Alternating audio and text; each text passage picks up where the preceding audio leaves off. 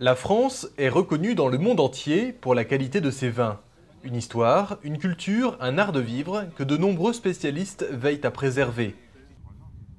Parmi eux, les courtiers jurés experts piqueurs de vin de Paris, dont nous retrouvons quelques membres dans les vignes d'Argenteuil, une institution créée par Philippe le Bel au XIVe siècle. C'est une vieille compagnie, sans doute la plus vieille compagnie professionnelle d'Europe. Elle date de 1322. En 1322, nous étions en quelque sorte la répression des fraudes.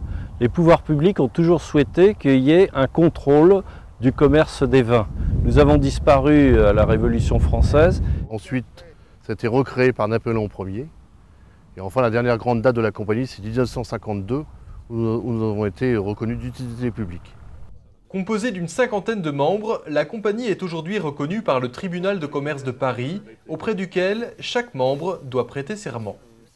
À la compagnie des courtiers jurés, nous avons des œnologues, des négociants, des courtiers, des agents commerciaux, des VRP aussi multicartes, qui ont tous les pieds dans le monde du vin.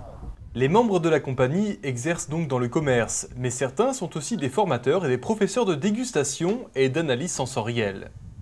À l'origine, les piqueurs de vin se trouvaient à Paris. Ils se sont ensuite étendus à la région parisienne. Aujourd'hui, on trouve quelques membres de la compagnie en province. Leur rôle, en tant que courtier, mettre en relation fournisseurs et clients dans le monde du vin. En fait, en résumé, on pourrait dire aujourd'hui que nous sommes des dégustateurs professionnels. C'est ça l'essentiel de notre métier. Alors on nous appelle pour contrôler la qualité des vins, tant dans la grande distribution que dans la restauration, ou dans des concours nationaux et internationaux. Mais à travers leur nom si singulier se cache aussi une pratique ancestrale, le piquage de barriques.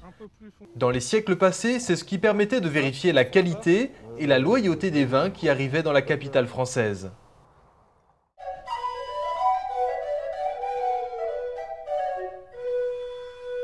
Première opération, je vais me saisir de cet instrument qu'on appelle un coup de poing. Je le saisis comme ça. Et je laisse dépasser ce qu'on appelle la vrille. Je vais me baisser vers le tonneau et choisir un endroit où je vais percer mon trou. Et je vais exercer ce qu'on appelle le coup de poing. Et je vais tourner. Donc je tourne de façon régulière pour faire mon trou de façon régulière, qu'il soit propre.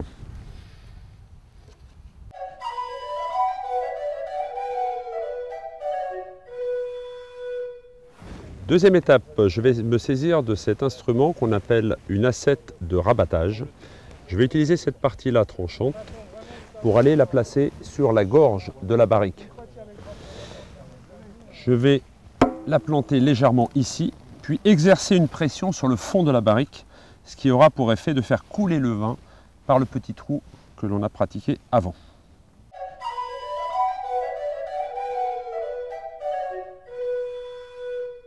Troisième étape, une fois que nous avons fini de déguster le vin, nous allons replacer dans le trou un dousil ou un fossé, qui est un petit cône de bois que nous allons replacer dans le trou ainsi.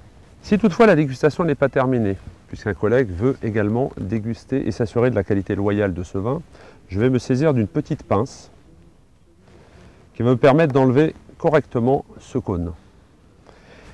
Lorsque la dégustation est définitivement terminée, je replace ce cône dans le trou et je vais sortir à nouveau mon assiette qui va me servir cette fois-ci de marteau. Je vais utiliser cette partie-là et je vais enfoncer mon dousil.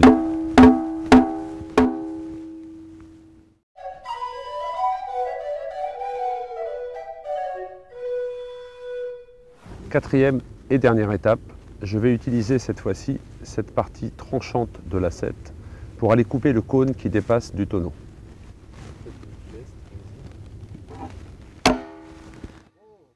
Et je vais finir par araser le petit bouchon de cette façon-là.